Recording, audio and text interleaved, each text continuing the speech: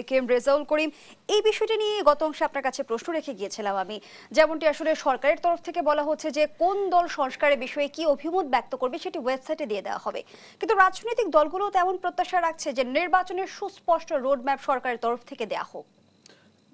সেটা যেহেতু আমি একটি রাজনৈতিক দলের সঙ্গে সংশ্লিষ্ট, তাদের সঙ্গে দ্বিমত করার সুযোগ নাই, কিন্তু আপনার এই যে সংস্কারের যে বিষয়টা, এই ব্যাপারে যে ফর এক্সাম্পল ধরেন বিএনপি একটা খুব বড় দল বা জামাত একটা খুব বড় দল, তারা এইটার ব্যাপারে তাদের কি মতামত সেটা তারা এক্সপার্টদেরকে নিয়ে সেটা মতামত করে তারা প্রেস কনফারেন্সের মাধ্যমে বলে দিক, ঠিক না? কারণ যখন তারা এই কাজটা করবে তখন তো সরকারের উপর একটা চাপ সৃষ্টি হবে যে এই সংস্কারগুলো, যেমন রাজাকি ভাই একটু আগে বললেন যে আপনার 6 খণ্ডে একটা সংবিধান সংস্কারের উপরই বই হয়েছে, তো এটা অনেক বড় কাজ এবং বিএনপি কিন্তু ক্যাপাবল এই কাজ করার জন্য।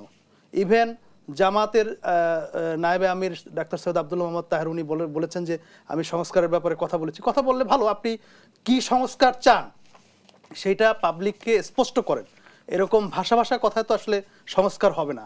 আর এইটাতে কিন্তু সরকার যে দীর্ঘসূত্রিতা করছে সেটাও কিন্তু এই আমি মনে করি যে এটা একটা রাজনৈতিক দলের ব্যর্থতা। কারণ আপনার এই এনসিপিকে সময় তৈরি করে দেওয়া এটা কিছু উপদেষ্টার এজেন্ডা হতে পারে, কিন্তু বিএনপি তো একটা বড় রাজনৈতিক দল, তাদের নার্ভাস হওয়ার কিছুই নাই।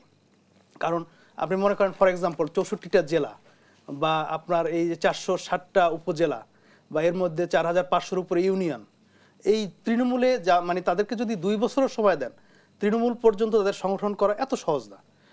কিন্তু কথা হচ্ছে যে এই তাদেরকে অনৈতিক সুবিধা দেওয়ার জন্য নির্বাচন প্রলম্বিত করা, সেই জিনিসটা তো রাজনৈতিক দলকে স্পষ্ট করতে হবে জনগণের কাছে, এবং সেটা স্পষ্ট করার একমাত্র উপায় হচ্ছে যে সংস্কারগুলা রাজনৈতিক দলগুলা কিভাবে চায় সেটা জাতির সামনে স্পষ্ট করা। তাহলে কিন্তু এই সরকারের মধ্যে যদি কোনো মানে অসৎ উদ্দেশ্য থাকেও সেটা কিন্তু সফল হবে না।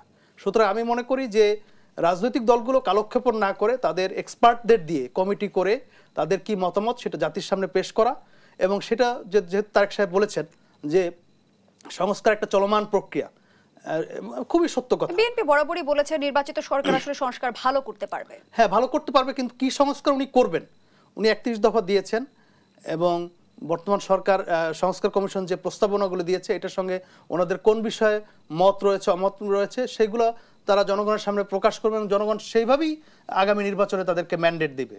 এবং জামাতও যে ধরেন আপনার এই বলতেছে যে আগে রিফর্ম আগে তারপরে নির্বাচন, সেটা তারা কি রিফর্ম চায় যেটা কারণে আপনার নির্বাচন এটা আপনার প্রভাব ফেলতে পারে আপনার সঠিক জনমত। আর সেই বিষয়টা নিয়েই তো কাজ করছে জাতীয় ঐক্যমত্য কমিশন ইতিমধ্যেই কিন্তু 34টি রাজনৈতিক দলের কাছে 166টি প্রস্তাব সুপারিশ আকারে পাঠিয়েছে, যেখানে আমরা জানতে পেরেছি যে নির্ধারিত সময়ের মধ্যে 10টি রাজনৈতিক দল তাদের মতামত দিয়েছে, 16টি রাজনৈতিক দল সময় চেয়েছে এবং অনেক রাজনৈতিক দল আসলে টিক চিহ্নে উত্তর দিতে অনীহা প্রকাশ করেছে। হ্যাঁ, আপনার যদি আমি যে কথাটি আমি বলতে চেয়েছি আর কি, যে জাতীয় ঐক্যমত্য কমিশন, এই রাজাকি ভাই একটু আগে বলে গেলেন যে আপনার ধরেন একই সঙ্গে সব রাজনৈতিক দলগুলো বৈঠক করেছে, এই বৈঠকের মাধ্যমে কি রাজনৈতিক দলগুলো তাদের মতামত প্রকাশ করতে পারবে, তাদের এক্সক্লুসিভ মতামত প্রকাশ করতে পারবে?